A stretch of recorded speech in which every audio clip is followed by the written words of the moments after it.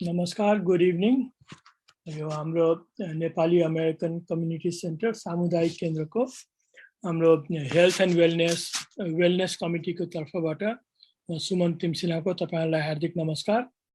आज हाम्रो health and wellness कमिटीकी चेयर डाक्टर कल्पना सत्यालजीले नभएकाले म उहाँको ठाउँमा यो आएको छु र आज हामी चाहिँ एउटा एकदम गहन विषय लिएर आएका छौँ।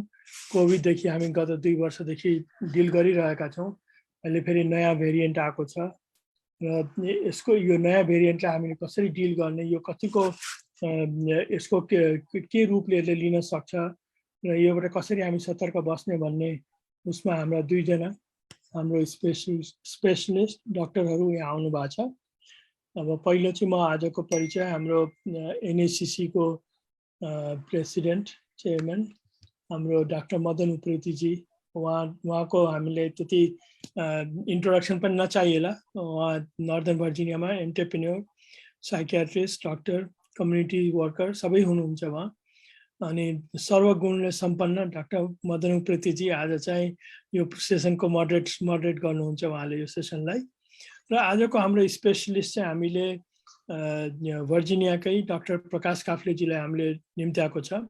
प्रकाश काफ्लेजी चाहिँ हाम्रो इन्फेक्सियस डिजिजको डाक्टर हुनुहुन्छ भर्जिनियामा। र उहाँको चाहिँ ब्रिफ बायो हेर्नु हो भनेदेखि उहाँले चाहिँ राजशाही मेडिकल कलेज बङ्गलादेशबाट 2002 मा मेडिकल गरेर यहाँ पेन्सिल्भेनियाको मर्सी क्याथोलिक मेडिकल सेन्टरबाट उहाँले इन्टर्न रेजिडेन्सी, त्यसपछि फेलोशिप इन्फेक्सियस डिजिजमा अल्बर्ट आइन्स्टाइन मेडिकल सेन्टर फिलाडेल्फियाबाट गर्नुभएको हो।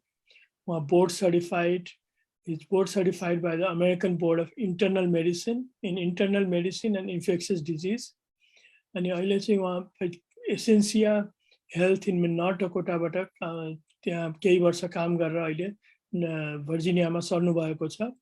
Burn and raised in Nepal. Doctor काफ्लेले एकदम ह्याम्पटन रोड्समा एकदम आउटडोरको एकदमै फन हुनुहुन्छ र उहाँ त्यहाँ भर्जिनियामा आफ्नो श्रीमती डाक्टर मोनिका र 2 जना छोराछोरीसँग बस्नुहुन्छ। र यो भन्दै म यो आजको प्रोग्राम यहाँ डाक्टर मदन उप्रेतीजीलाई म हस्तान्तरण गर्छु। डाक्टर साहब, अल योर्स। नमस्ते, धन्यवाद सुमनजी, धेरै धन्यवाद फर नाइस इन्ट्रोडक्सन। र सम्पूर्ण यो इनेप्लिज हेरिरहनुभएका नेपाली दाजुभाइ दिदीबहिनीहरू, नर्दर्न भर्जिनियाका हाम्रा नेपाली साथीभाइहरू र यो चाहिँ हाम्रा एनएसीसी का सम्पूर्ण मेम्बरहरूलाई म फेरि पनि हार्दिक यहाँ स्वागत गर्न चाहन्छु। र विशेष आजका हाम्रो पाहुना भनेको डाक्टर प्रकाश काफ्लेज्यू। उहाँ चाहिँ यस विषय सम्बन्धी कोभिड मात्रै नभएर इन्फेक्सियस डिजिजको चाहिँ उहाँ स्पेसलिस्ट हुनुभएकोले र कोभिड भने पनि एउटा संक्रमक रोग भएको कारणले गर्दाखेरि यो चाहिँ उहाँकै विधाभित्र पर्ने कुरा भएकोले उहाँलाई हामीले चाहिँ निमन्त्रण गरेका छौँ। र उहाँ हाम्रो न्याकको लागि नौलो अनुहार होइन, पहिला पनि उहाँले अरू प्रोग्रामहरूमा पनि हामीहरूलाई आएर धेरै जानकारीमूलक कुराहरू हाम्रो पब्लिकको इन्ट्रेस्टमा उहाँले चाहिँ बताउनु भएको छ, सिकाउनु भएको छ। र आज पनि हामी चाहिँ कुराकानी डाक्टर काफ्लेसँग विशेष रूपमा गर्न चाहन्छौँ र म डाक्टर काफ्लेलाई यहाँनिर वेलकम गर्न चाहन्छु। नमस्कार डाक्टर उप्रेती, सुमनजी अनि न्याक सम्पूर्ण परिवारलाई चाहिँ मलाई यो फेरि अर्को एउटा कोभिडको अहिले जल्दो बल्दो अवस्थामा अपडेट गर्नको लागि निमन्त्रणा दिनुभएकोमा हार्दिक धन्यवाद।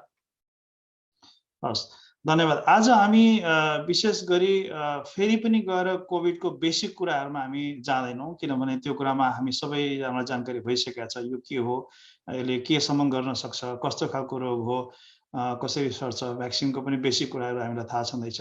हामी चाहिँ आज अलिक अपडेट र अहिले जुन नयाँ भेरिएन्टहरू आइरहेको छ, पहिला डेल्टा आएको थियो, अहिले ओमिक्रोन आइरहेछ र यसको डिफ्रेन्स के हो, यसले कस्तो किसिमको चाहिँ रूप लिन्छ, यसमा भ्याक्सिनले काम गर्छ कि गर्दैन, यसमा अरू औषधि उपचारहरू अलिक पृथक खालको हुन्छ कि हुँदैन, यो रोगका लक्षणहरू पहिलाको भेरिएन्टभन्दा फरक छन् कि छैनन् र यसको सङ्क्रामक गर्ने क्यापेसिटी पहिलाको भन्दा, रोग सर्ने जुन चाहिँ इन्फेक्सस त्यो एबिलिटिज भन्छौँ हामी, कतिको छिटो सर्छ, यो डबलिङ टाइम पनि भन्छ एउटा साइन्टिफिक भाषामा चाहिँ, यसको डबलिङ टाइम के छ कम्युनिटीमा यी सबको कुराको बारेमा हामी चर्चा गर्छौँ। र सर्वप्रथम डाक्टर साहब अलिकति यो भाइरसको इन जेनरल हो, अब कोभिडको मात्रै नभएर चाहिँ जुन म्युटेसन हुने प्रक्रिया हो र म्युटेसन कतिको कमन कुरा हो यो, र अरू भाइरस पनि हुन्छ कि हुँदैन, यदि हुन्छ भने यो कोभिड-19 को चाहिँ म्युटेसन कस्तो खालको भएको अहिलेसम्म देखिएको छ, यसको बारेमा अलिकति छोटो चर्चा गरौँ कि पहिला। अब कोभिड-19 लगायत सम्पूर्ण हामीले जानेको भाइरसहरूको जेनरल प्रिन्सिपल के हो भन्दा, अब भाइरसलाई हामीले चाँडो छिटै नै कन्ट्रोल गर्न सक्यौँ भने चाहिँ म्युटेन्ट भेरिएन्टहरूको उत्पत्ति हुने अनि एउटा भेरिएन्टबाट फेरि अर्को भेरिएन्ट डेभलप हुने चान्स चाहिँ सिग्निफिकेन्टली कम हुन्छ। जब चाहिँ भाइरस अब भनौँ न बिस्तारै एपिडेमिकबाट पेन्डेमिक भएर कन्ट्रोल गर्न गाह्रो हुन्छ, त्यो अवस्थामा चाहिँ जसरी भाइरस चाहिँ अब ऱ्याम्पेन्टली फैलिरहेको अवस्थामा चाहिँ भेरिएन्टहरू जन्मिने चाहिँ अनौठो कुरा होइन। त्यो सम्पूर्ण भाइरोलोजीको त्यो अब भाइरसको त्यो नेचरै त्यो हो, भेरिएन्ट डेभलप गर्ने। अब यो कोभिडको भन्दाखेरि जब हामीले अब 2019 नोभेम्बर डिसेम्बरमा अब कोभिड-19 नामाकरण भयो, कोरोना भाइरस, अनि त्यसपछि अहिले 2 वर्षसम्म जति कुरा देख्दै आयौँ, अब भेरिएन्टहरूको डिटेक्सन अब मार्च 2020 मा नै अब हामी सबैलाई थाहा छ अल्फा भेरिएन्ट भनेर पहिला इङ्ल्यान्डमा डेभलप भएको थियो, त्यसलाई B117 भनेर नामाकरण गरियो। अनि त्यस पछाडि भेरिएन्टहरू डेभलप हुने क्रम त्यो बेलादेखि अब भाइरस ऱ्याम्पेन्टली अब संसारभरि फैलिन थाल्यो। त्यसपछि अब बेटा भेरिएन्ट भन्ने आयो, अनि त्यसपछि डेल्टा भेरिएन्ट जुन इन्डियामा देखिएर संसारभरि अब अहिलेसम्म अब आजभन्दा 2 हप्ता अगाडिसम्म विकराल रूपमा संसारभरि फैलिरहेको थियो। अनि त्यस पछाडि सामान्य हिसाबमा एउटा गामा भेरिएन्ट भन्ने पनि देखिएको थियो। अनि अहिले जुन 2 हप्ता अगाडिसम्म पनि डेल्टा भेरिएन्टको थियो। डेल्टा भेरिएन्ट चाहिँ आफैमा अरू भेरिएन्टको तुलनामा र जुन वाइल्ड भेरिएन्ट थियो त्यसको तुलनामा अब यसको इन्फेक्टिभिटी पनि हाई थियो, प्लस यसको पेथोजेनिसिटी पनि अलिकता हाई भएको थियो। किन भनेर हेर्दाखेरि चाहिँ अब यो भाइरसको जुन हुन्छ हाम्रो आउटर कोट जुन हुन्छ, सबैले पिक्चर त देख्नु भएको छ भाइरसको, यो बाहिरपट्टि जुन त्यो क्याक्टस जस्तो उम्रिएको जुन स्पाइक प्रोटिन भनिन्छ हामीले, ब्रोकली जस्तो माथि जुन त्यो माइक्रोस्कोपिक पिक्चरमा, त्यो स्पाइक प्रोटिनमा नै अब हाम्रो मेडिसिनहरूदेखि लिएर जस्तो अब मोनोक्लोनल एन्टिबडीदेखि लिएर भ्याक्सिनहरू जुन छ डेभलप भएको सबैले काम गर्ने स्पाइक प्रोटिनमा हो। अनि चाहिँ पुरानो भेरिएन्टहरूमा अल्फा इभन डेल्टा भेरिएन्टसम्म 8 देखि 10 वटा म्युटेसन देखिएको थियो त्यो स्पाइक प्रोटिनमा। अनि 81 आएर अहिले यो जुन ओमिक्रोन भेरिएन्ट आयो, अब यो चाहिँ अहिले हामीसँग बल्ल 1 महिना 5 हप्ताको स्टोरी छ। नोभेम्बर 11 मा बोत्सवानामा देखियो यो भाइरस, अनि त्यसपछि 14-15 तिर चाहिँ सायद साउथ अफ्रिकाले डिटेक्ट गर्यो। अनि यिनीहरूले नोभेम्बरको थ्याङ्क्स गिभिङ विकेन्डमा बल्ल WHO ले अपडेट भयो, अनि हामीले यसको बारेमा जान्न थाल्यौँ। अनि बिस्तारै बुझ्दै जाँदा यो भाइरसको चाहिँ एउटा प्रब्लम के भयो भन्दा टोटल 60 वटा जति म्युटेसन भएको रहेछ, त्यो मध्ये 38 वटा म्युटेसन त स्पाइक प्रोटिनमा नै छ। अनि त्यो स्पाइक प्रोटिनमा नै हाम्रो न्युट्रलाइजिङ एन्टिबडीहरू जुन मोनोक्लोनल एन्टिबडी भनेर न्युजमा आउँछ, रिजेनेरोन ककटेल ट्रम्पले लिएको दबाई भन्ने, अनि चाहिँ त्यस पछाडि हाम्रो mRNA भ्याक्सिनहरूले पनि काम गर्ने स्पाइक प्रोटिनमा नै न्युट्रलाइजिङ एन्टिबडी र इम्युनोजेनिसिटी डेभलप गरेर हो। गर्दाखेरि 38 वटा लेभलमा यसले चाहिँ म्युटेट गरेको हिसाबले चाहिँ अब थ्योरिटिकल्ली यो भाइरस चाहिँ अब धेरै नै अब यो भ्याक्सिनको ब्यारियरलाई पनि यसले क्रस गर्छ, प्लस यो हामीसँग भएको इमिडिएटली अवेलेबल जुन अर्ली फेजमा युज गर्ने मेडिसिनहरू मोनोक्लोनल एन्टिबडीहरूलाई पनि यसले अब काम नगर्ने भयो भन्ने हिसाबले चाहिँ अब यो भाइरसले धेरै नै चर्चा पायो, जुन थ्योरिटिकल्ली एकदमै प्लजिबल छ। अब डेटाहरू त आउन बाँकी नै छ, तैपनि यो भाइरसको अहिलेसम्मको अवस्था हेर्दा अघि डाक्टर साहबले भन्नुभयो जस्तै 2टा कुरा, अब डबलिङ टाइम चाहिँ एकदमै इन्फेक्टिभिटी चाहिँ एकदमै हाई देखियो।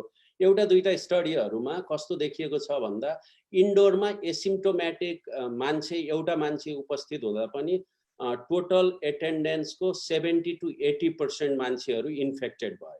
भन्नुको अर्थ त यो भाइरसको इन्फेक्टिभिटी त एकदमै हाई भयो। अनि त्यो हिसाबमा अहिले नै भन्दा अब 2 हप्ताको अवधिमा हामीले अब डिसेम्बर 1 तारिकमा अमेरिकामा पहिलो केस पत्ता लगायौँ, आज डिसेम्बर 22 सम्म आइपुग्दा delta variant 73% of the total covid केसेसहरुमा आइम सरी यो ओमिक्रोन चाहिँ अब 73% भइसक्यो, जबकि आजभन्दा एक हप्ता अगाडिसम्म हामीले डेल्टा भेरिएन्टलाई 90% भनेर बसिरहेको थियौँ। भनेपछि यसको डबलिङ टाइम चाहिँ जम्मा 2 देखि 3 दिनमा यो भाइरस एक्सपोनेन्शियली डबल हुँदै गइरहेको छ।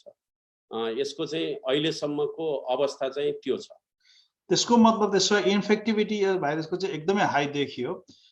फेरि म पनि यसलाई रिएम्फेसिस गर्न चाहन्छु, जबकि 3-4 हप्तामै संसारभरि 73% चाहिँ भाइरस पहिलाको भाइरसलाई यसले रिप्लेस गर्न सक्यो। भन्नुको मतलब एक ठाउँबाट अर्को ठाउँमा पुरै संसारमा फैलिसकेको छ। पहिलोपल्ट यो भाइरस निस्केको थियो भने पनि सायद 2-3 हप्ताभित्रै नै संसारभरि यसरी नै फैलिन्थ्यो होला सायद। भने यो चाहिँ पहिलाको भन्दा इन्फेक्टिभिटी धेरै भयो। अब दुईटा कुरा अघि डाक्टर सरले उठाउनु भयो, एउटा इन्फेक्टिभिटी हेर्नु पर्छ जब म्युटेसन हुँदै जाँदाखेरि, अर्को प्याथोजेनिसिटी। प्याथोजेनिसिटी भनेको चाहिँ अब हामीले सरल भाषामा बुझ्दाखेरि चाहिँ रोग लागिसकेपछि त्यो रोगले कतिको ग्रस्त पार्छ, त्यो रोग लागिसकेपछि हस्पिटल जानुपर्छ कि पर्दैन, धेरै बिरामी हुन्छ कि हुँदैन, अथवा चाहिँ मर्ने स्थिति के हुन्छ, भेन्टिलेटरमा जाने स्थिति हुन्छ, त्यो गणना गर्ने जुन एउटा हाम्रो मेजरमेन्ट छ त्यसलाई चाहिँ हामी प्याथोजेनिसिटी भन्ने गर्छौँ। जस्तो अब साधारण रुगाखोकीको प्याथोजेनिसिटी धेरै हाई हुँदैन, त्यसले गर्दाखेरि चाहिँ रुगा लागे पनि मान्छे मर्ने सम्भावना कम हुन्छ। र यो पार्टिकुलर भेरिएन्टको चाहिँ प्याथोजेनिसिटी कस्तो देखियो छ डाक्टर साहब, यसको बारेमा कुरा गरिदिनुहोस्। अहिले हामीले अघि भने जस्तै डाक्टर साहब जम्मा 3 हप्ताको स्टोरी छ, त्यति धेरै त हामीलाई डेटाहरू रोबस्ट रूपमा त आइसकेको छैन। तैपनि जेनरली हेर्दाखेरि चाहिँ यो भाइरसको अब भाइरसको नेचरै कस्तो हुन्छ भन्दा हामीले हिस्टोरिकल्ली अब फ्लू पेन्डेमिकमा गएरै सुरु गऱ्यौँ भने 1918 मा फ्लू भयो, त्यो बेलामा मोर्टालिटी एज हाई एज अब 10% सम्म थियो। बिस्तारै अहिले फ्लू भनेको लेस देन अब भनौँ न 0.1% मोर्टालिटीमा झरिसकेको छ फ्लूको मोर्टालिटी। भन्दा युजल्ली भाइरसको नेचुरल हिस्ट्री हेर्दै जाँदा पहिला चाहिँ एग्रेसिभ हुन्छ त्यो भाइरस, बिस्तारै म्युटेसन डेभलप हुँदै गएपछि त्यसको पेथोजेनिसिटी चाहिँ घट्दै जान्छ। अनि अहिले प्रिलिमिनरी डेटा हेर्दा पनि जस्तो अहिले भनौँ न हामीले 73% ओमिक्रोन आजको डेटा CDC को 73% टोटल युनाइटेड स्टेट्स केस, जुन चाहिँ 150,000 केसेस पर डे भइरहेको छ अहिले है। यो हुँदा पनि मोर्टालिटी चाहिँ 1000 to 1200 को बिचमै लिङ्गरिङ भइरहेको छ। भन्नुको अर्थ यो भाइरसले चाहिँ सिरियसनेस जुन पेथोजेनिसिटी चाहिँ इन्क्रिज भएको छैन, सायद अझै डिक्रिज भएको छ यसको पेथोजेनिसिटी। तर इन्फेक्टिभिटी जुन छ त्यो गर्दा टोटल केस पुल बढेपछि त फेरि अब मोर्टालिटी पनि त बढ्ने भयो कि, त्यो हिसाबले बढ्ने भयो। तर इट्सेल्फ यो भाइरस चाहिँ it's likely to be less pathogenic compare to delta variant. र सब एउटा क्युरियस कुरा, यो हाइली इन्फेक्सियस छ भन्ने त देखिसक्यो होइन। अब फेरि यही इन्फेक्सन भएको चाहिँ हाइली इन्फेक्सन हुने जुन म्युटेसन छ त्यसलाई चाहिँ थाती राखेर है यसले जुन चाहिँ त्यसको जिनले चाहिँ प्याथोजेनिसिटीलाई चाहिँ कन्ट्रोल गर्ने हुन्छ, त्यो मात्रै भेरिएसन हुने चान्स भएर फेरि प्याथोजेनिसिटी बढ्ने चाहिँ सम्भावना हुन्छ कि हुँदैन? अब त्यो त अब यो ओमिक्रोन भेरिएन्टले त अहिलेसम्म यसको देख्दा त त्यो नहोला। तर पहिला भनौँ न हामीले जस्तो अब अल्फा भेरिएन्ट सुरु भयो, त्यो alpha variant it was not that much pathogenic, तर त्यसको 4-5 महिनापछि आएको भेरिएन्ट डेल्टा भेरिएन्ट त मोर पेथोजेनिक भएर आयो नि त। त्यो भएर no one can predict that होइन। तर नेचुरल कोर्स हेर्दा भाइरसको अघि भने जस्तै मेजोरिटी चाहिँ अब पछि डेभलप भएको भेरिएन्टहरू चाहिँ लेस पेथोजेनिक हुँदै जानुपर्छ। तर there might be some weird mutation होइन, that might cause that to be more pathogenic. त्यो भएर ढुक्क भएर बस्नुपर्ने अवस्था चाहिँ हुँदैन त्यसमा होइन। अब हामी सावधानीको कुरा गर्दै गरौँला अहिले के गर्नुपर्छ। तैपनि अहिलेसम्म चाहिँ अब हामी प्यानिक हुनुभन्दा पनि एकदमै कसियस भएर प्यानिक नहुने तर सावधान हुने हिसाबले चाहिँ यसलाई डिल गर्नुपर्ने हुन्छ। ठिक छ। अब बिचमा आएर म आफैले पनि देखेको अब हाम्रो कम्युनिटीमा पनि के भइरहेको छ भने पहिलाको भन्दा अलिक खुलेको जस्तो म महसुस गर्छु। अब हामी सबैले सायद भ्याक्सिन लगायौँ होला, लगाएपछि ल अब केही हुँदैन भनेर बिहा बटुलमा पनि जाने, भिडभाडमा पनि जाने, प्रोग्राममा पनि जाने, त्यो मैले चाहिँ प्रक्रिया देखिरहेको छु। म आफै पनि इन्भल्भ भइरहेको छु कतिपयमा अनफर्चुनेटली। तर अब हामीले रिभर्ट गर्नुपर्ने हो कि केही समयलाई चाहिँ हामी चाहिँ फेरि पहिलेकै स्टेटमा गएर बस्नुपर्ने हो कि? हजुर, अब यसलाई चाहिँ कसरी भनौँ भन्दा अब पहिलाको स्टेजमा जुन हामी 2 वर्ष अगाडि थियौँ त्यो भन्दा त अब साइन्स पनि धेरै एडभान्स भइसक्यो, हामीले पनि यो डिजिजको बारेमा धेरै कुरा बुझ्यौँ जुन बुझेको थिएनौँ त्यो बेलामा। अब भ्याक्सिन डेभलप भइसकेको छ, अब थेरापीहरू चाहिँ अब दिनदिनै अब डेभलप हुँदै गइरहेको छ। आज अब इन्करेजिङ न्युज अब एफडीएले नयाँ एन्टिभाइरल ट्रिटमेन्ट एउटा छ प्याक्सलोभिड भन्ने, त्यो मेडिकेसन आज चाहिँ अप्रुभ भइसक्यो। अब लाइकली अब 1 हप्तामा मार्केटमा आइसक्छ त्यो मेडिसिन भन्दा धेरै कुरा चेन्ज भएको छ। तैपनि हामीले चाहिँ अहिले अघि डाक्टर साहबले भन्नुभयो जस्तै अब यो पेन्डेमिक फटिग भन्ने देखिसक्यो मान्छेहरूमा, अनि फल्स सेन्स अफ सिक्युरिटी। फेरि हामीले अब 2 डोज भ्याक्सिन लगायौँ, अब चाहिँ वी आर अब ल्याङ्ग्वेज पनि कस्तो छ भन्दा 2 डोज लगाएपछि चाहिँ त्यसलाई फुल्ली भ्याक्सिनेटेड भन्ने कन्सेप्ट छ नि त। अनि हामीले प्रिअकुपाइड दिमागमा चाहिँ आई एम फुल्ली भ्याक्सिनेटेड भन्ने ऊ भयो। तर यसको साथसाथै अहिले अब there is robust data to support that immunogenicity decreases by 6 months होइन। हाम्रो चाहिँ अब त्यो फाइजरको स्टडीमा चाहिँ के देखिएको छ भन्दा 2-3वटा स्टडीले पर मन्थ टोटल हाम्रो प्रोटेक्सन जुन एन्टिबडी छ 6% देखि 8% को दरले घट्दै जाने। त्यो भन्दा त 6 मन्थ्स त यो 50% ले हाम्रो इम्युनोजेनिसिटी एन्टिबडी जुन डेभलप गरेको थियो त्यो त डिक्रिज भइसक्यो। गर्दाखेरि चाहिँ अहिले यो ओमिक्रोनको अहिलेको ट्रेन्डमा चाहिँ के देखिएको छ भन्दा साउथ अफ्रिकामा जो मान्छेहरूले बुस्टर डोज लगाएको छन् तिनीहरूमा चाहिँ अब इन्फेक्सन भए पनि अब सामान्य उसमा हुने भयो। जो मान्छे चाहिँ बुस्टर डोज लगाएकोमा एक्चुअली डेटाले 80% chance of them decrease chance of 80% getting into the hospital or having serious infection भनेपछि त बुस्टर त अझै पनि हाइली इफेक्टिभ छ। भन्दाखेरि अहिलेको अवस्थामा चाहिँ हामीले गर्न सक्ने कुरा भनेको डाक्टर साहब फेरि बेसिकै उबाट अब जुन पेन्डेमिक फटिग भएर हाम्रो श्रोता दर्शकवृन्दहरू जसले चाहिँ बुस्टर लगाउनु भएको छैन, यदि बुस्टरको लागि क्वालिफाई हुनुहुन्छ त्यसको अर्थ भ्याक्सिन लगाएको 6 महिना पुगिसकेको छ भने तुरुन्त गएर बुस्टर लगाउनु नम्बर 1 इम्पोर्टेन्ट कुरा हुन्छ अहिले। त्यो भएर जो मान्छेहरू 2 डोज लगाएर बस्नु भएको छ ढिलो नगर्नुहोस्, तुरुन्तै गएर अपोइन्टमेन्ट लिएर बुस्टर डोज लगाइहाल्नुहोस्। त्यो हो मेरो 1 नम्बर सुझाव। अनि दोस्रो अघि डाक्टर साहबले भने जस्तै अब यो चाहिँ अहिले जसरी डबलिङ टाइम र जुन यसको इन्फेक्टिभिटीको रेट छ नि त्यो हिसाबले गर्दाखेरि चाहिँ हामी तुरुन्तै अब अलिकता सावधान पहिला भन्दा अब इन्डोर ग्यादरिङहरूमा अब चाहिँ इन्डोर ग्यादरिङ हुँदाखेरि चाहिँ अलिकता अहिले 2-3वटा कुरा डिफ्रेन्टली गर्न मिल्छ पहिला भन्दा। मैले अब चाडबाडहरू नमनाउनुहोस्, साथीभाइहरूसँग ग्यादरिङ नगर्नुहोस् भनेको होइन, त्यसको लागि गर्न सकिन्छ। तर जस्तै अब हाम्रै साथीभाइको सर्कलमा चाहिँ अब दीर्घ रोगीको घरमा जाँदै हुनुहुन्छ अथवा बुढापाका काका काकी अब हजुरबुवा हजुरआमालाई भेट्न जाँदै हुनुहुन्छ भने अहिले त हामीसँग rapid antigen test readily available छ। फार्मेसीमा गएर अब ऱ्यापिड एन्टिजेन टेस्टको जुन स्ट्रिप छ टेस्ट स्ट्रिप त्यो नै $10 देखि $40 को बिचमा कुन कम्पनीको लिने रेडिली अभाइलेबल छ। त्यही भएर त्यस्तो पार्टीहरू एटेन्ड गर्न जाँदै हुनुहुन्छ भने चाहिँ त्यो टेस्ट गरेर जानु पनि राम्रो हुन्छ। सिम्पटम छ भने त म्यान्डेटरी टेस्टै गरेर जानुपर्ने हुन्छ। अनि त्यसपछि मास्किङको कुरा पनि फेरि ल्याउनु पर्यो हैन, डेलिजेन्टली मास्क युज गर्नु पर्यो। इन्डोर क्राउडेड स्पेसमा जाँदा त मस्ट गर्नु पर्यो, आउटडोरमा पनि क्राउडेड स्पेसमा छ भने मास्क लगाउनु पर्यो। ह्यान्ड वाशिङको कन्सेप्ट फेरि अब अलि डेलिजेन्टली फलो गर्नु पर्यो। हामी जुन कुराहरूमा स्ल्याक भइरहेको थियौँ त्यो कुराहरूलाई फेरि एकचोटि चाहिँ मनन गरेर अहिले अब यो भाइरसको चाहिँ ट्रेन्ड नबुझ्दासम्म फेरि ब्याक टु बेसिक्स जानु पर्ला जस्तो लाग्छ। अब यसको अर्थ के हो भने 2 वर्षसम्म त मलाई भाइरस लागेन, केही भएन, अब त बुस्टर पनि लगाइसक्यो, के अरे भ्याक्सिन पनि लगाइसकेँ, अब त मलाई केही हुँदैन, ढुक्क भएर हिँड्नु भएन। नेपालमा भनाइ छ नि सर्पको बुटी समातेर सर्प समात्न जानु भएन, बुटी लिँदैखेरि त हुँदैन नि त होइन भने त्यो एउटा भनाइ पनि थियो। अब यसमा त्यसो हो भने अब हामीले पर्टिकुलरली अहिलेको जुन म्युटेन्ट छ त्यो म्युटेन्टको बारेमा पूर्ण जानकारी पनि छैन।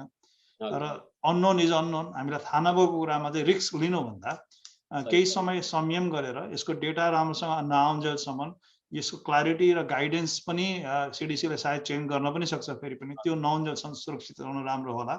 र समरीमा भन्नुपर्दाखेरि ह्यान्ड वास गर्नु पर्यो, ग्यादरिङमा जानु भएन, सोसियल डिस्टेन्सिङ मेन्टेन गर्नु पर्यो र आफूलाई टेस्टिङ पनि गर्नु पर्यो। आफूलाई अलिकति सिम्पटम्स छ भने डेफिनेटली इमिडिएटली टेस्टिङ गर्नु पर्यो, आइसोलेसन गर्नु पर्यो आफूलाई। र बुस्टर अहिले डाक्टर साहबले फेरि पनि भनिसक्नु भएको थियो के भने तपाईले 2 डोज लगाएपछि 6 महिनामा 50% हुन्छ, 1 वर्ष पछाडि त्यो त झनै भ्याक्सिनै नलगाए जस्तै नै स्थिति हुने रहेछ। अब फेब्रुअरीमा लगाएकोहरूको त आज 10 महिना भइसक्यो, 10 महिनामा 6% 7% हिसाबले घट्दाखेरि त 60-70% त त्यसको जति क्यापासिटी हो त्यो क्यापासिटी घटिसकेको हुन्छ भने बाँकी रहेको 20-30% तपाईलाई धान्न सक्दैन। त्यसले गर्दाखेरि यदि 5 महिना 6 महिना पुगिसकेको छ भने तपाईले तुरुन्तै गएर चाहिँ बुस्टर डोज चाहिँ आजै लगाइहाल्नु पर्यो। अवेलेबल छ, जति पनि पाइन्छ, जहाँ पनि पाइन्छ, अल्छी गर्नु भएन त्यसमा, र त्यो चाहिँ गर्नु पर्यो। र डाक्टर साहबले अहिले एउटा राम्रो रोचक कुरा पनि निकाल्नु भयो। एउटा औषधि अहिले भर्खरै आज एप्रुभ भएको छ, त्यो चाहिँ एन्टिभाइरल औषधि। यो चाहिँ दवाई ट्याब्लेटको फर्ममा आउँछ होला हैन डाक्टर साहब? हजुर। अनि यो चाहिँ यो रोग लागिसकेपछि खाने होला हैन त? अब यसमा चाहिँ दुईटा त्यही कन्सेप्ट मैले कुरा गर्न खोजिरहेको थिएँ। अब भ्याक्सिन भनेको हामीले रोगलाई प्रिभेन्ट गर्ने कुरा भयो हैन। अब यो औषधि चाहिँ कस्तो भन्दा एन्टिभाइरल, जसरी हामीले ब्याक्टेरियल इन्फेक्सन फाइट गर्न एन्टिबायोटिक खान्छौँ त्यसरी नै यो औषधि चाहिँ यो चाहिँ अब जुन फाइजरले अहिले बनाएको छ प्याक्सलोभिड भन्ने, यो चाहिँ हामीसँग पहिला पनि यो मेकानिजमको औषधि त थियो बजारमा। जस्तो हामीले एचआइभी एड्सको लागि डाक्टर साहबलाई पनि थाहा छ प्रोटिएज इनिबिटर भन्ने एउटा क्याटेगोरी हुन्छ, त्यसको औषधिहरू युज गरिरहेको थियौँ। तर यसमा चाहिँ अहिले यिनीहरूले अलिकता त्यो प्रोटिएज इनिबिटरमा एउटा चाहिँ नयाँ औषधि र एउटा चाहिँ हामीले पहिला एचआइभीमा नै युज गरिरहेको औषधिलाई कम्बाइन गरेर यिनीहरूले यो औषधि बनायो। अनि त्यसपछि के देखियो भन्दा यसले चाहिँ त सुरुको अवस्थामा जस्तो रोग लागेको 3 देखि 5 दिनभित्रमा चाहिँ जुन सिम्पटम लक्षण देखिएको 5 दिनभित्र कसैले यो एन्टिभाइरल मेडिसिनको कोर्स कम्प्लिट गर्यो भने उसको हस्पिटलाइजेसन र मोर्टालिटीको चान्स चाहिँ 88 to 90%। अब 3 दिनभित्रमा लगायो भने 90%ले डिक्रिज भयो, 5 दिनभित्रमा पनि यो औषधि सुरु गर्यो भने 88%ले गर्दा त यो त अलमोस्ट अब एकदमै यो डेटा चाहिँ अब भोलि पोस्ट मार्केटिङ हाम्रो उसमा पनि ट्रायलमा पनि स्ट्यान्ड भयो भने यो त वान अफ द ब्लेसिङ। अब हामीसँग पहिले अब भनौँ न अब प्रिभेन्सनको लागि भ्याक्सिन छ, अब अर्ली थेरापीको लागि मोनोक्लोनल एन्टिबडीदेखि लिएर पहिला हस्पिटलमा युज गर्ने आइभी मेडिकेसनहरू पनि छ। अब त राम्रो के भयो भन्दा बिरामीलाई आउट पेसेन्टमा नै सुरुमा नै दिएर हस्पिटल जान नै बन्द गर्न सक्ने भइयो। त्यो भनेको त एकदमै ठुलो कुरा हो। त्यो जुन आज एफडीएले जुन अप्रुभ गर्यो यो औषधि, यो चाहिँ मलाई एकदमै ठुलो, जसरी हामी भ्याक्सिन आउँदा एक्साइटेड भएको थियौँ त्यस्तै म चाहिँ पर्सनल्ली एक्साइटेड भएको छु यो औषधिबाट। डेफिनेटली एक्साइटेसन हुने नै कुरा हो। तर पनि म फेरि पनि हाम्रो दर्शकहरूलाई चाहिँ वार्न गर्न चाहन्छु, यो औषधि भर्खरै एप्रुभ भएको छ, कहिले अवेलेबल हुन्छ, अब हाम्रो हस्पिटलमा कहिले पुग्छ, हामीले कहिले प्रिस्क्राइब गर्न पाउँछौँ र तपाईँहरूको चाहिँ कहिले दिन पाउँछ त्यो कुरोको टुङ्गो छैन। र अहिले डाक्टर साहबले भने जस्तै पोस्ट मार्केटिङ चाहिँ डेटा चाहिँ कस्तो हुन्छ, साइड इफेक्ट के हुन्छ त्यो पनि हामीलाई फुल्ली थाहा छैन।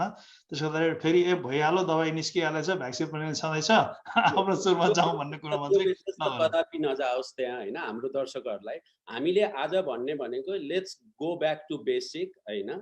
अब भ्याक्सिनको बुस्टर लगाउन जाउँ, 6 महिना भएको मान्छेहरू प्लिज पहिलो काम त्यो गरौँ।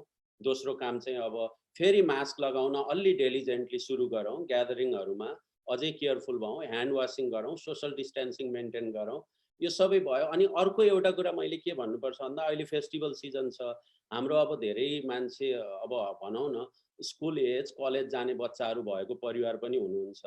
त्यो भएर त्यो कलेजको आफ्नो बच्चा चाहिँ घरमा आउँदै हुनुहुन्छ भने एउटा काम चाहिँ के गर्न लगाउनुहोस् भन्दा मेरो पर्सनल रिक्वेस्ट, त्यो टेस्ट स्ट्रिप किनेर टेस्ट गरेर मात्रै बच्चालाई चाहिँ आफ्नो घरमा एन्ट्री गर्न दिनुहोस्। त्यो भयो भने एटलिस्ट तपाईँहरू चाहिँ अब किन भन्दा अब एडल्ट बच्चा पपुलेसनहरू अब उनीहरूको जुन बिहेभियर हुन्छ त्यसले नै गर्दा they are likely to be infected more than तपाईँहरू केयरफुल्ली घरमा बस्नु भएको मान्छे भन्दा। त्यो भएर आफ्नो बच्चालाई चाहिँ टेस्ट गरेर मात्रै आउन इन्करेज गर्नु होला। ठिक छ डाक्टर साहब, म यहाँ हाम्रा दर्शकहरूलाई अनुरोध गर्न चाहेँ, यदि तपाईँहरूको प्रश्न छ भने फेसबुकमा त्यो कमेन्ट सेक्सनमा तल प्रश्न चाहिँ राख्न सक्नुहुनेछ।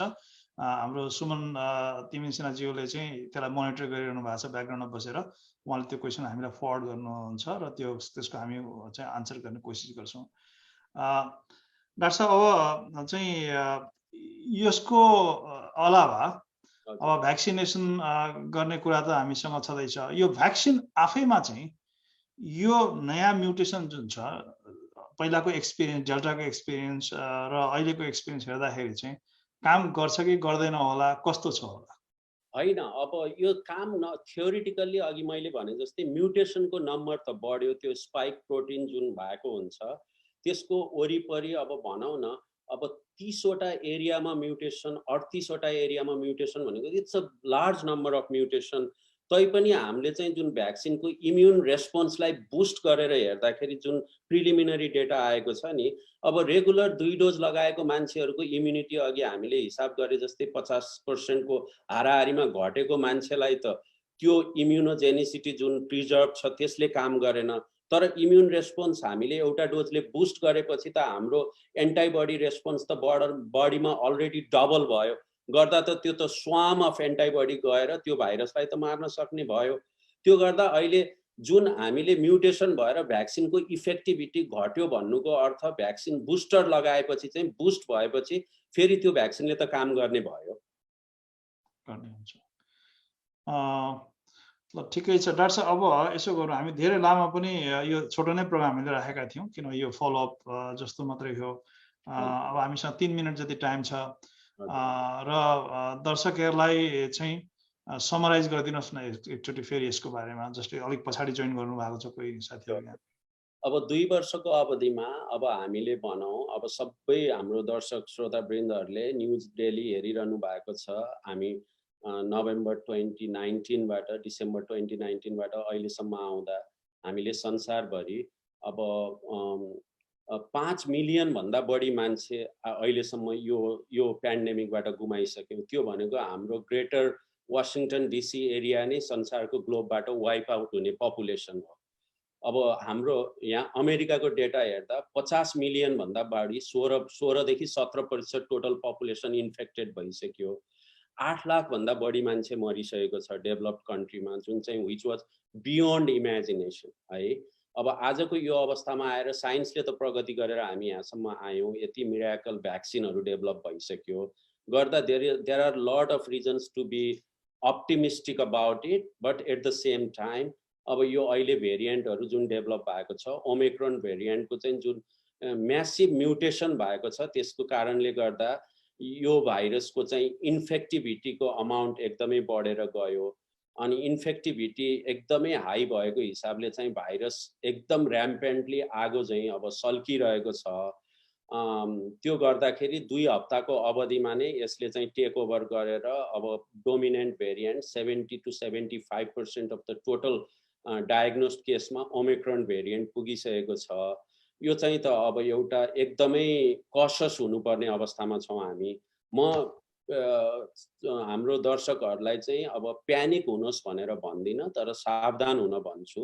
क्वालिफाई भएको सबै मान्छेहरू जो बुस्टर लगाउन वेट गरिरहनु भएको छ अथवा 2 डोज लागेर म चाहिँ अब प्रोटेक्टेड छु भनेर बसिरहनु भएको छ, त्यो कुरा हुँदैन। प्लिज गएर तेस्रो डोज तुरुन्तै लगाइहाल्नुहोस् जो क्वालिफाइड हुनुहुन्छ। अनि त्यसपछि फेरि अब अलि धेरै केयरफुल भयौँ मिटिगेसन मेजर्सहरूमा, जस्तो आफूलाई प्रोटेक्ट गर्न masking, hand washing, social distancing, जसरी हामीले 1 वर्ष 1.5 वर्ष अगाडि कुरा गरेको थियौँ, let's go back to that basic. अनि चाहिँ अर्को चाहिँ अब सावधान हुनु पर्यो तर आत्तिनु परेन। अनि light at the end of tunnel भने जस्तै आज नयाँ न्युज एउटा हामीले चाहिँ ओरल एन्टिभाइरलको कुरा आइरहेको छ, त्यो चाहिँ एउटा इन्करेजिङ कुरा हो। तर त्यो भन्दैमा हामी चाहिँ अब आफ्नो बेसिक्सबाट टाढा नजाउँ, आफूलाई प्रोटेक्ट गरौँ। यो भाइरसले चाहिँ कस्तो रूप लिन्छ भनेर अहिले हामीले त जस्ट प्रेडिक्ट गर्ने मात्रै हो। भोलि फ्युचरले 2 हप्ता 4 हप्तापछि अझै धेरै डेटा आएपछि अलि धेरै बुझिन्छ। तर अहिले नबुझ्दासम्म चाहिँ सावधानी एकदमै अपनाउनु पर्यो। Prevention is better than cure भन्छौँ नि, त्यही भएर भ्याक्सिन लगाउने र आफूले चाहिँ कसरी यो भाइरसबाट आफूलाई प्रोटेक्ट गर्न सकिन्छ, प्रिभेन्टिभ मेजर्सहरू एकदमै फलो गर्नु पर्यो। डाक्टर साहब, यहाँ 2-4 प्रश्नहरू आएका छन् हैन फेसबुकबाट। म चाहिँ 1-2वटा यहाँ आन्सर गर्छु अनि अरू क्वेसनहरू चाहिँ म डाक्टर साहबलाई फेरि रेफर गर्छु। कहाँ र कसरी बुस्टर लगाउन मिल्छ सोधिया रहेछ। यो त एकदम सजिलो छ। CVSमा, वालग्रिनमा, अहिले जहीँ तहीँ औषधि पसलहरूमा पाइन्छ। फोन गरेर स्केड्युल गर्न सकिन्छ, अनलाइन स्केड्युल गर्न सकिन्छ र धेरै ठाउँमा वक इन पनि छ। र अरू फेरि काउन्टीले आफ्नो सेन्टरहरूमा पनि विभिन्न काउन्टीहरूले पनि त्यो रन गरिराखेका छ। त्यसको लागि जानु होला भ्याक्सिन पाइँदैन भन्ने चाहिँ छैन, उसै दिन नै पाइन्छ, सजिलै पाइन्छ, तर त्यसमा कुनै ऊ भएन। अर्को चाहिँ के छ भने should we still wear mask, mask अझै लाउनु पर्छ कि पर्दैन? Definitely, absolutely 100%। मास्कले चाहिँ प्रोटेक्सन गर्छ, हेल्प गर्छ ट्रान्समिसनको लागि। मास्किङ गर्ने, ह्यान्ड वासिङ गर्ने, सोसियल डिस्टेन्सिङ गर्ने, यो तीनटा कुरालाई हामीहरू कन्टिन्युअसली एप्लाई गर्नुपर्छ। र अर्को प्रश्न यहाँ अहिले पनि आएको छ र अफलाइनमा पनि मलाई हिजो पनि सोधेको थिएँ, हिजो नै आज एकजना सोध्नु भएको थियो क्लिनिकबाट एक्चुअली। बुस्टर डोज चाहिँ एउटा ब्रान्डको पहिला औषधि लगाएको छ भने पछि गएर चाहिँ अर्को ब्रान्डको लाउन मिल्छ कि मिल्दैन भन्ने प्रश्न आएको थियो। अब जेनरल कन्सेप्ट त पाएसम्म त डेफिनेटली सेम ब्रान्ड नै लगाउनु राम्रो हुन्छ र यसमा अझ डाक्टर साहबको राम्रो अब दखल भोकल गर्दा पनि डाक्टर साहबले सोधे। अब चाहिँ कस्तो भन्दा अब बुस्टर डोज चाहिँ अब जुन पहिला लगाउनु भएको छ, CDC-ले चाहिँ अब यसमा चाहिँ स्टडीहरू भएको छ, क्रस गरेर मिसम्याच गरेर पनि इम्युनिटी एउटा दुईटा स्टडीले मिसम्याच गर्दाखेरि चाहिँ झन् इम्युन रेस्पोन्स चाहिँ धेरै बुस्ट भएको पनि देखिएको छ। त्यो भएर अहिलेको कन्सेप्ट चाहिँ के हो भन्दा पेसेन्टलाई नै चुज गर्न दिएको छ CDC-ले। यदि कोही मान्छेले चाहिँ, मेरो पर्सनल ओपिनियन चाहिँ यो हुन्छ यसमा, जसले फाइजर लगाउनु भएको छ फाइजरै लगाउनुहोस्, मोडर्ना जसले लगाउनु भएको छ मोडर्ना नै लगाउनुहोस्, तर जन्सन एन्ड जन्सन जसले लगाउनु भएको छ उहाँहरूले चाहिँ मेसेन्जर आरएनए मध्ये एउटा दुईटा मध्ये एउटा भ्याक्सिन, यो चाहिँ मेरो पर्सनल ओपिनियन हो। जन्सन एन्ड जन्सनको चाहिँ कस्तो भन्दा अस्ति भर्खर पनि FDA को प्यानलले फेरि त्यो अलिकता थ्रोम्बोइम्बोलिक यो रगत जम्ने फेनोमेनन चाहिँ युजल्ली वयस्क महिलाहरूमा भनौँ न रिप्रोडक्टिभ एजको फिमेलहरूमा चाहिँ अलि धेरै देखिएको भएर कसन गरेको छ यो भाइरस यो भ्याक्सिनको बारेमा। त्यो भएर कसैलाई चाहिँ अब एक डोज जन्सन एन्ड जन्सन लगाएर बसिरहनु भएको थियो भने चाहिँ सायद अहिले चाहिँ one of the mRNA vaccines either Pfizer or Moderna लगाउनु चाहिँ राम्रो होला जस्तो लाग्छ मलाई। अब यसमा एउटा प्र्याक्टिकल क्वेसन कहिले कहिले आउने गर्छ मलाई, हाम्रो नेपाली दाजुभाइ दिदीबहिनीहरूले नेपालमा भ्याक्सिन लगाउनु भएको थियो, कहिले चाइनिज लगाएको हुन्छ, कहिले इन्डियाको, नेपालमा त ठेगानै हुँदैन होइन, जे भेट्यो त्यही लगाउने हो। अनि उहाँहरू पनि यहाँ अब के गर्ने भन्नुहुन्छ, त्यस्तोलाई चाहिँ जेनरली मैले पनि रिकमेन्डेसन के गर्न गरेको छु भने जोन्सन जोन्सनदेखि बाहेकको अरू कुनै एउटा भ्याक्सिन लिनुहोस् अनि त्यसलाई नै क्यारियन गर्नुहोस्। र त्यसलाई अब बुस्टरको रूपमा लिने कि साइकल फेरि त्यहाँदेखि स्टार्ट गर्ने, that is another challenging question. Detail study त केही भएको छैन होइन, तर यसरी हेर्दाखेरि अब नेपालमा लगाएको म्याक्सिमम मान्छेहरूले कोभिसिल्ड भन्ने भ्याक्सिन लगाउनु भएको छ। त्यो भनेको एस्ट्राजेनेका भ्याक्सिनै हो, इट्स अ गुड भ्याक्सिन। त्यो गर्दाखेरि मलाई जहाँसम्म लाग्छ त्यो 2 डोज लगाएर जुन आउनु भएको छ 6 महिना पुगेको छ भने यहाँ 1 डोज mRNA भ्याक्सिन लिँदा पुग्छ। हजुर। अनि अर्को एउटा चाहिँ चाइनाको जुन छ भ्याक्सिन के थियो त्यसको नाम मैले भुलेँ, सिनोभ्याक्स भन्छ त्यसलाई। सिनोभ्याक्स। अनि यता स्पुत्निक छ के रसियाको, त्यो त नेपालमा अवेलेबल छ कि छैन? अवेलेबल छैन, सिनोभ्याक्स चाहिँ नेपालमा अवेलेबल छ। अब त्यसको धेरै डेटा चाहिँ कस्तो हुन्छ भन्दा अब हाम्रो यो जुन वेस्टर्न कन्ट्रीहरूमा डेटा अवेलेबल पनि छैन सिनोभ्याक्सको बारेमा, यहाँ त्यति कुरा पनि हुँदैन। तर प्रिलिमिनरी कुरा गर्दा त्यो भ्याक्सिनको एफिकेसी जब हामीले अरू भ्याक्सिनको चाहिँ 80% एन्ड अबभ भनेर कुरा गरिरहेको थियौँ, त्यसको 50% को हाराहारीमा थियो। फेरि अहिले हेड टु हेड अब पहिला सिनोभ्याक्स दिएकोहरूलाई mRNA भ्याक्सिन दिएर कस्तो भयो त रेस्पोन्स एउटा डोजले भन्ने स्टडी पनि छैन। हामीले आफ्नो इन्टलेक्चुअल गेस गरेर भन्ने कुरा हो यसमा। त्यो भन्दा चाहिँ कस्तो भन्दा अब शरीरले टलरेट गरेको अवस्थामा एउटा भ्याक्सिन त लिनु नै पर्यो mRNA भ्याक्सिन यहाँ आएर। यदि अब त्यहाँ त्यो सिनोभ्याक्स लिएको पनि 1 डोज मात्रै लगाएर आउनु भएको छ भने चाहिँ म चाहिँ पर्सनल्ली 2 डोजको सिरिज यहाँ लिनुहोस् भनेर भन्छु। जसले चाहिँ 2 डोज लगाएर आउनु भएको छ र 1 वर्ष अगाडि नै छ भने पनि सायद यहाँ 2 डोजै लिनु पर्ला। तर जसले भर्खर 2 डोज कम्प्लिट गरेर आउनु भएको छ उहाँहरूले सायद 1 डोज बुस्ट मात्रै गर्दा हुन्छ होला। त्यसो भए मैले के बुझेँ भने हाम्रो डिस्कसनबाट म पनि यही खालको रिकमेन्डेसन गरिरहेको छु अहिलेसम्म। 3 महिना 4 महिना भित्रमै 2 डोज सिरिज नै लगाएर आएको छ भने बुस्टर मात्रै लिएर भयो होइन। त्योभन्दा बढ्दा छ भने चाहिँ सिरिज नै गर्दाखेरि त्यसले खासै फरक नपर्ला। र भ्याक्सिन चाहिने भन्दा अलिक बढ्दै नै भयो भने त्यसले के इफेक्ट गर्छ होला र नेगेटिभ इफेक्ट के हुन सक्छ होला पछि? पहिले चाहिँ यहाँ अब त्यो स्टडी चाहिँ सानोतिनो स्टडीहरू भएको छ डाक्टर साहब। खासमा डाक्टर साहबको क्वेसन कहिलेकाहीँ मान्छेले चाहिँ झुक्किएर डबल डोज पनि पाएको छ है। अनि कसैले चाहिँ झुक्किएर आज एउटा डोज लगायो अनि 1 हप्ता पछि नै अर्को डोज पनि लगायो। लगाएको छ, गर्दाखेरि सिरियस इफेक्ट केही पनि भएको छैन। यो भ्याक्सिन त अब लाइफ थ्रेटनिङ भ्याक्सिन होइन हैन, त्यो गर्दा सायदै असर त नपर्ला त्यसले। तर चाहिँ अब रेकमेन्डेसन चाहिँ अब जुन स्टडी भएर हामीले जुन फाइजर भ्याक्सिन 3 हप्ताको डिफरेन्समा, मोडर्ना भ्याक्सिन 4 हप्ताको डिफरेन्समा भनेर जुन लगाउने भयो त्यसैमा बस्दा चाहिँ हुन्छ। तर चाहिँ त्यो 2 डोज एक्सिडेन्टली कसैले लगाएको छ भने चाहिँ त्यो केसहरूमा एडभर्स इफेक्ट देखिएको छैन, एकदम मिनिमल नम्बर अफ केसेस। लास्टको एउटा प्रश्न पनि आएको थियो त्यसैसँग रिलेटेड, सायद हामीले आन्सर गरिसक्यौँ होला। चाहिँ चाइनिज र इन्डियन भ्याक्सिन लगाएको मान्छेले फेरि सिरिज नै रिस्टार्ट गर्यो भने के हुन्छ होला भन्ने प्रश्न आएको थियो। अब पहिलो त हामीले रिकमेन्डेसन पनि त्यसरी जानु भएन, चाहिँ इमिडिएट लगाएको छ भने नगरौँ होला भनेर। अनि त्यस पछाडिको चाहिँ 4 महिनादेखि 6 महिना हुँदाखेरि चाहिँ जुन हामीले रिकमेन्डेसन गरिरहेको छौँ यो चाहिँ हाम्रो नितान्त हाम्रो एक्सपिरियन्सको आधारमा, हाम्रो एजुकेसन ब्याकग्राउन्डको आधारमा हामीले गरेको पर्सनल हो र यसमा एफडीए को कुनै क्लियर गाइडलाइन्स पनि छैन। साइन्सले हामीलाई ब्याक गर्दैन, त्यो हाम्रो इन्टेलेक्चुअल गेस हो, जसले पनि त्यो विषयमा चाहिँ स्टडी नभएको हिसाबले गर्दा हामीले गेस गर्ने कुरा नै हुन्छ। र अघि डाक्टर उप्रेती र मैले भने जस्तै अब समय धेरै भएको छ भने सिरिजै लगाउँदा पनि फरक पर्दैन, 6 महिनाभन्दा बढी समय अथवा 1 वर्ष कटिसकेको छ भने। नत्र युजली 6 महिना मात्रै पुगेको छ भने 1 डोज मात्रै लगाउँदा होला। अनि अर्को चाहिँ एउटा के गर्न सकिन्छ भन्दा त्यसमा पहिलो डोज लगाउँदाखेरि शरीरले कसरी त्यसलाई रेस्पोन्ड गर्छ। अब पहिलो डोज लगाउँदा नै तपाईलाई चाहिँ अब धेरै ज्वरो आयो, लिम्फ नोडहरू एकदमै सुन्निएर गयो भने त दोस्रो डोज लगाउन म सजेस्ट गर्दिनँ। सायद त्यो पहिलो डोज नै। लिम्फ नोड भन्दा अलिकति क्ल्यारिफाई गरौँ, गाँठागुठीहरू चाहिँ यहाँतिर छाम्दाखेरि चाहिँ ठुल्ठुलो गाँठाहरू निस्कियो शरीरमा भने त्यसलाई लिम्फ नोड भन्ने गरिन्छ। त्यो धेरै सुन्निएको मतलब चाहिँ के हो भने इम्युन रेस्पोन्स एकदम स्ट्रङली आयो भन्ने बुझ्नु पर्यो। ज्वरो आएको पनि त्यही नै हो नि, इम्युन रेस्पोन्स चाहिँ स्ट्रङ छ भन्ने बुझ्नु पर्यो। त्यसमाथि अर्को फेरि बुस्टर फेरि ब्याक टु ब्याक दियो भने अलिक बढ्दै हुन्छ कि भने डर हो, हैन डाक्टर साहब? हजुर एकदमै।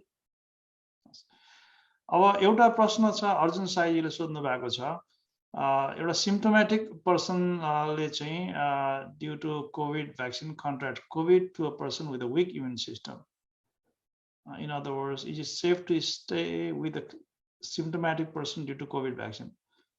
कोभिड भ्याक्सिन लगाइसकेको मान्छेले चाहिँ सिम्प्टोमेटिक रोग लागेको मान्छेको छेउमा जानुहुन्छ कि हुँदैन, बस्नुहुन्छ कि हुँदैन, त्यही नै सोध्न खोज्नु भएको जस्तो लाग्यो मलाई।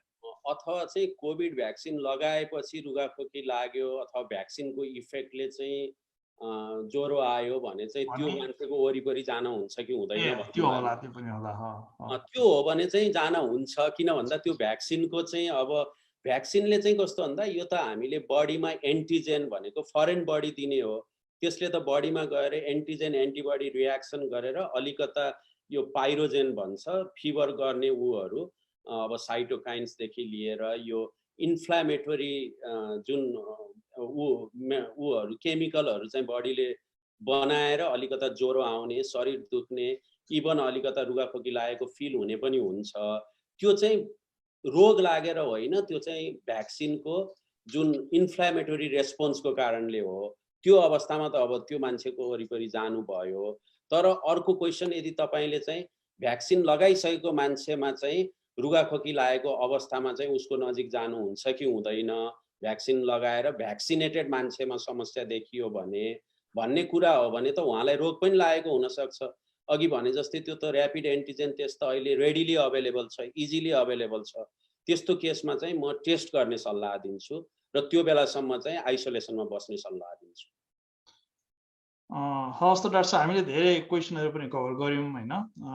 चाहिँ टपिक पनि मलाई लाग्छ सान्दर्भिक थियो र अहिले जुन जिज्ञासाहरू हुन सक्ने थियो, हामीले पर्सनल लेभलमा पनि सोधेका प्रश्नहरू हामीले चाहिँ आज डिस्कसन गऱ्यौँ। डाक्टर साहबलाई धेरै धेरै धन्यवाद। सुमनजी, अरू केही प्रश्नहरू छ कि केही अरू हाइलाइट छ कि एकचोटि? डाक्टर साहब दुवैजनालाई धेरै धेरै धन्यवाद। र दर्शकबाट क्वेसन पनि आयो, यहाँ एउटा अर्को क्वेसन प्राइभेट क्वेसन, टेस्टिङहरू जुन अभाइलेबल छन् त्यसको के फरक छ? त्यो 24 आवर्सको टेस्टिङ र 2 डेजमा गर्ने पिसिआर, र कुन चाहिँ ट्राभलमा एक्सेप्टेबल छ कुन चाहिँ छैन भनेर क्वेसन आउँछ एउटा। अरू कुनै पेन्डिङ क्वेसन छैन?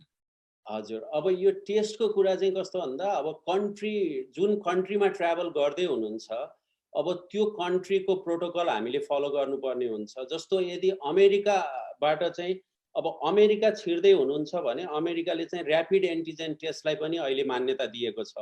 गर्दाखेरि अब त्यो पिसिआर कन्भेन्सनल जुन पुरानो टेस्ट हो त्यो चाहिँ पहिलो कुरा महँगो पनि हुन्छ। अब त्यो चाहिँ अब अनि तर एन्टिजेन टेस्ट चाहिँ सस्तो हुन्छ, रेडिली अवेलेबल हुन्छ, अनि रिजल्ट पनि 15 देखि 20 मिनटमा जहाँ गरेको छ त्यहाँबाट रिजल्ट लिन पनि सकिन्छ। त्यो गर्दा अमेरिका छिर्नको लागि चाहिँ ऱ्यापिड एन्टिजेन टेस्ट नै अप्रोप्रिएट होला। तर अरू देशमा चाहिँ जस्तो मैले यो कुरा भने अब क्यानाडा जानुको लागि चाहिँ फेरि उनीहरूले ऱ्यापिड एन्टिजेन टेस्ट ले उनीहरूले छिर्न दिँदैन, पिसिआरै चाहिन्छ। गर्दाखेरि त्यो जुन देशमा ट्राभल गर्दै हुनुहुन्छ त्यो देशको चाहिँ अब सिडिसीमा गएर सिडिसीको वेबसाइटमा गएर ट्राभल पेज छ, त्यहाँ cdc.gov/travel मा गएर कुन कन्ट्रीमा ट्राभल गर्ने हो त्यो कन्ट्रीको डिटेल हालेर हेर्नुभयो भने कुन टेस्ट त्यो कन्ट्रीले खोजेको छ त्यहाँ देखिन्छ।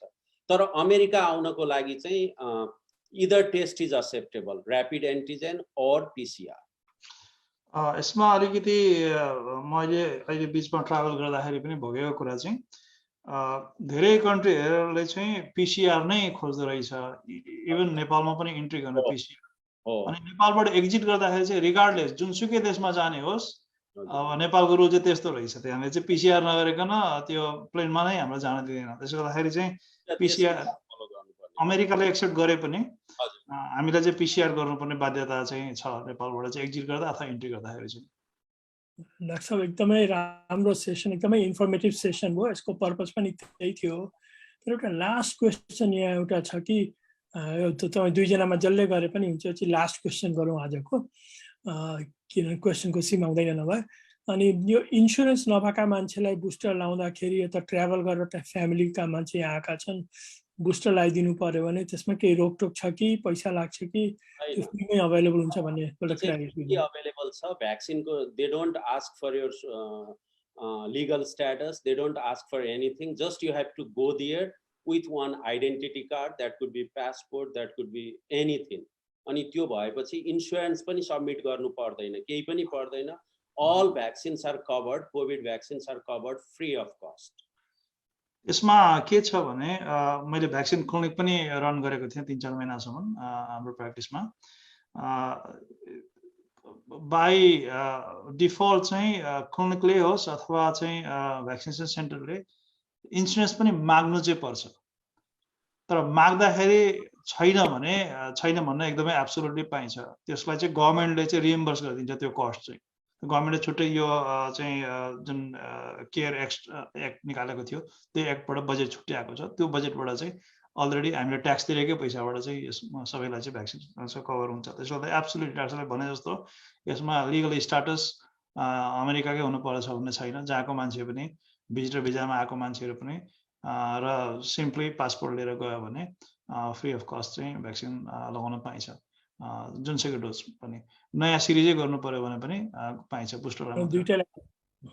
तपाईँ दुईटैलाई धेरै धेरै धन्यवाद। म खालि एउटा डिस्क्लेमर चाहिँ म दर्शक वृन्दमा के राख्न चाहन्छु भने हाम्रो यो आजको प्रोग्राम चाहिँ एकदमै हामीले चाहिँ कम्युनिटी सर्भिसको लागि गरेको हो। यो कुनै मेडिकल एडभाइस दिनलाई हामीले आज प्रोग्राम गरेको होइन, यो प्योर कम्युनिटी सर्भिसको लागि हो। अनि यसमा चाहिँ अब यो तपाईलाई केही मेडिकल पर्यो, केही मेडिकल निड पर्यो भनेदेखि प्लिज भिजिट तपाईँको डक्टर अथवा नियरेस्ट हस्पिटल अथवा अरू जे क्लिनिक हुन्छ त्यहाँ गएर लिनु होला। यो चाहिँ अब हाम्रो डाक्टर साहबहरूले भलिन्टियर गरेर कम्युनिटीमा अवेरनेस ल्याएको। यो पेन्डेमिकले गर्दा धेरै क्वेसनहरू आएकाले अनि यो चाडबाडमा चाहिँ सबैजना सतर्क बसौँ। छोराछोरी बाहिर पढ्न जानुभएको छ, उहाँहरू भिजिटरहरू आउँछन् यति बेला, अनि कसरी हामीले चाहिँ आफूले चाहिँ जोगिएर बस्ने भनेर हाम्रो एउटा एनएसिसीको पर्पज पनि कम्युनिटीमा सर्भिस पुर्याउने हो। अनि त्यसको लागि हाम्रो डाक्टर साहबहरूको प्यानलहरू जहिले पनि तत्पर हुन्छ। उहाँलाई चाहिँ धेरै धेरै धन्यवाद छ समय निकालेकोमा। अनि खास गरी दुवै डाक्टर अनि त्यति टाइम निकालेमा धेरै धेरै धन्यवाद। अनि आज कल्पनाजी यहाँ नआए पनि म यहाँ कल्पनाजी भनेर बसेको छु। कल्पनाजीले मौका दिएकोमा धन्यवाद। र हाम्रो एनएसिसीको हेल्थ र वेलनेस प्रोग्रामको क्यालेन्डर फ्युचरका प्रोग्रामहरू तपाईँहरू हेर्नुहोस्। अनि तपाईँलाई कुनै अरू कुनै टपिकमा चाहिँ हाम्रो कम्युनिटीलाई सर्भिस हुन्छ भनेदेखि please reach out to us. अनि कल्पनाजीले कन्सल्ट गरेर डाक्टर उप्रेती अरू प्रोग्रामहरू पनि ल्याउनुहुनेछ।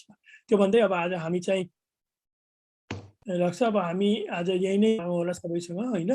ल केही लास्ट वर्ड कसैको छ कि छैन भने लास्टमा हाम्रो नेपाली अमेरिकन कम्युनिटी सेन्टर हामी सबैको साझा हो र त्यसलाई हामी सबैले माया गरौँ।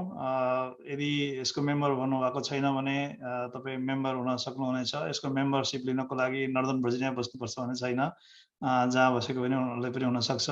र वेबसाइटमा गएर हेर्नु होला nepalicentre.org मेम्बरसिप कसरी लिने र यसका बेनिफिटहरू र हामीले के काम गर्छौँ, के कस्तो कस्तो कुराहरू गर्दैछौँ भन्ने कुरा पनि त्यहाँ लिस्टिङ भएको छ।